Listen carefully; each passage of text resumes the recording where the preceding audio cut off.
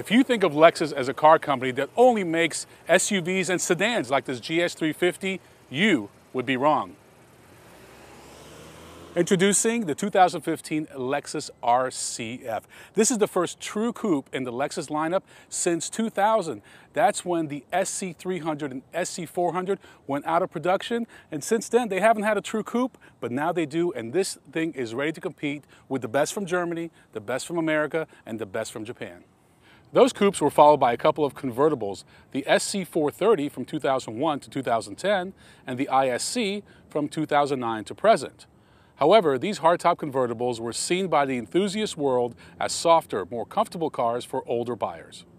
Lexus, like all brands, is trying to attract younger buyers, and they are putting a lot of stock in the RC lineup, which includes the RC350, the RC350 F Sport, and this top-of-the-line high-performance RCF. This is an all-new platform for Lexus. Well, sort of. It's actually a hybrid of three existing platforms, the GS, the IS, and the ISC. But all you need to know is that this is an all-new model, and it's extremely rigid. That's very important because you need that on the track. So rigid, in fact, that it could be made into a convertible, but my sources at Lexus tell me they're not going to do that. They want to keep the purity and integrity of a true high-performance coupe. The RC is more than ready to compete with the heavily contested entry-level performance luxury segment, which includes the BMW 4 Series, Audi A5, S5, and RS5, Mercedes-Benz C-Coupe, Infiniti Q60, and Cadillac ATS Coupe. As you can see, the styling for the RC lineup is aggressive and athletic. Everything from this big bulging hood to all the massive flares around the car. Now, up front we have this massive spindle grille. In fact, it's the largest spindle grille in any Lexus vehicle. You also have these massive air intakes. That's designed to keep this 5-liter V8 engine cool. And the signature L-shaped day running lights. There are several distinguishing design cues that differentiate the RCF from the RC350 and RC350 F Sport. For starters, that spindle grille is unique, as are the massive air intakes. There are also functional side vents and hood vent for additional air intake. Lexus did a great job of making the RC look more upscale thanks to an elongated design, but make no mistake about it, the focus is on performance. The carbon fiber roof adds a lot of sportiness to the RCF, especially in light colors like this ultra white. As much as I like the front of the RCF, this 3/4 ass shot is my favorite. I love everything they've done here, starting with these taillights. They're kind of slim, but they wrap all the way around into the rear quarter panel. That's nice styling. I like how they've taken the bumper here and kind of added this little edge here. That really helps. You can always tell that this is an RCF because you're going to see the quad exhaust pipes, 2 on each side. You also have this massive F badging that's only going to be on a true F, not an F Sport, but a true F. And of course, this integrated spoiler I think is brilliant, but it's especially brilliant in the carbon fiber. Kind of stands out and contrasts. Doesn't work with every color, but it really works on this white color. The carbon fiber rear spoiler is functional. Depending on the mode you're in, if you're in eco mode at 80 miles per hour, it will activate automatically. If you're in any other mode, it'll activate at 50 miles per hour. You also have the option to push a button on the lower left side of the instrument panel to activate it manually. Another design cue I like that Lexus has incorporated into the RC is this kind of 3-sided rear deck lid. It's a little reminiscent of the Scion FRS, but that's where the similarities stop. Under that massive bulge of a hood is a massive engine. This is a 5-liter V8 engine that produces 469 horsepower and 387 pound-feet of torque. This is an all-new 32-valve V8 engine for Lexus, codenamed the 2UR-GSE for all you car geeks out there, and it's a blast. It's mated to an 8-speed Sport Direct Shift transmission.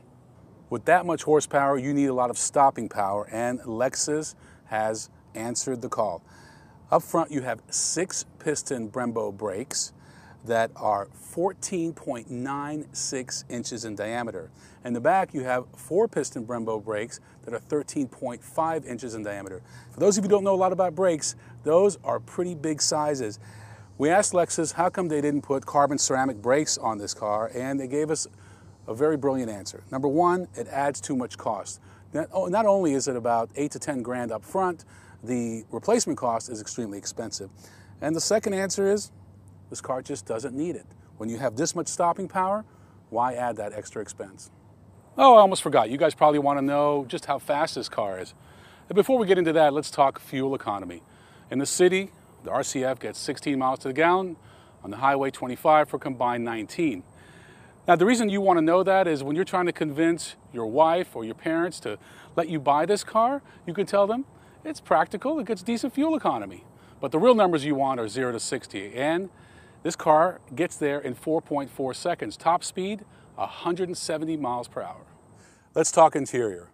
I like what Lexus has done here. They've really kind of went through this horizontal design change a few years ago, and I think it works. It works in all their cars. It really works in the RCF. The instrument panel is good. What I don't like is the placement of the infotainment screen. So you're sitting here and you have this ledge over here that kind of comes up. It's hard to see the bottom third depending on how tall you are. Also this remote touch, which is something new for Lexus. It's really cool when the car's standing still, but when you're on a bumpy road and this car's very stiff, it's kind of hard to find the right radio station. So you play with it, you tell me what you think. We found it a little cumbersome to use, especially on bumpy roads. We love the gauges. What Lexus has done is incorporate a smaller analog speedometer, about 60% the size of the TFT digital tachometer. And that's how a sports car should be. The tach should be big because that's what's important. The two most important things about the interior of the RCF are these paddle shifters, which you're going to need on the track, and drive mode select, which you're also going to need. So you have 5 modes. Eco, which you should never be in this car. Normal, good for normal driving. You have Sport S and Sport S Plus. And there's a 5th mode called Expert, and that's the least invasive mode. That's the one you'll want on the track. Lexus told us there's actually a secret 6th mode. They didn't tell us how to get there, but they said you need FBI clearance in order to access it. No backseat at this segment's any good. They all suck. And luckily the RCF is no exception. As you can see, unless I move this seat way forward, no one's getting back here. There should be a warning sign for amputees and contortionists only. Actually, what these should be used for is to put an extra set of tires for going on the track. And you know what? That's where we're headed. So this is the 2015 Lexus RCF, not your normal test drive. So they put us on this track, Monticello Race Club in New York. Beautiful 4.1 mile track with over 400 feet of elevation. Brilliant track, very technical, and really an opportunity to showcase what the RCF can do. We're here to test the braking, the handling, acceleration. So one of the concerns that some people had is that this car doesn't have carbon ceramic brakes, but it's got massive Brembos, almost 15-inch up front, just under 14 in the back. And we've been driving this all day, haven't noticed any brake fading yet, so obviously the brakes are holding up. Steering is very precise. Love these seats too, they really hold you in. I'm really impressed with what Lexus has done here. This is by far the most impressed I've ever been with any Lexus vehicle. And I'm not counting the LFA because that's just not a regular vehicle by any stretch of the imagination. But there's a lot of LFA in this car. I think it's going to go a long way to helping the brand attract younger buyers, making it feel sportier. This is going to be a true halo car for Lexus. Pricing for the RCF starts at $62,000. Key packages are the $4,400 premium package, which includes heated and ventilated front seats and carbon fiber interior trim. The critical package to get is the $5,500 performance package, which includes carbon fiber roof, carbon rear wing, and torque vectoring rear differential. Unfortunately, the premium package is a prerequisite for the performance package, so expect to pay about $10,000 if you want the cool carbon fiber roof. So you want to put me on the spot and force me to make a recommendation. Well, I've given it some thought, and here goes. In 4th place, I'm going to put the Audi RS5, only because it's an all-wheel drive vehicle, the rest aren't, so it goes to 4th place. In 3rd place, I'm going to put the Mercedes-Benz C63 because Honestly, that's more of a muscle car and less of a track car. So at the end of the day, you've got the RCF versus the all-new M4.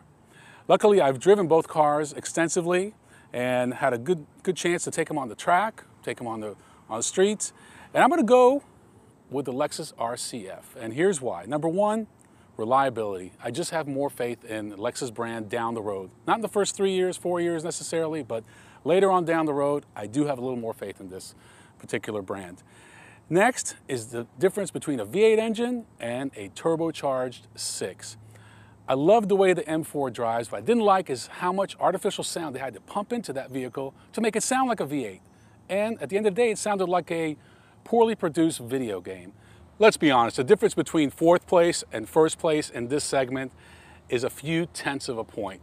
You know, this is a great time to be in the market for a high performance coupe like this RCF.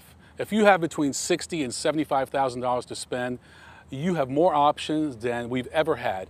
And I really like what they've done here. All those other cars, they're brilliant too. Hopefully you've got the money to get behind the wheel of one.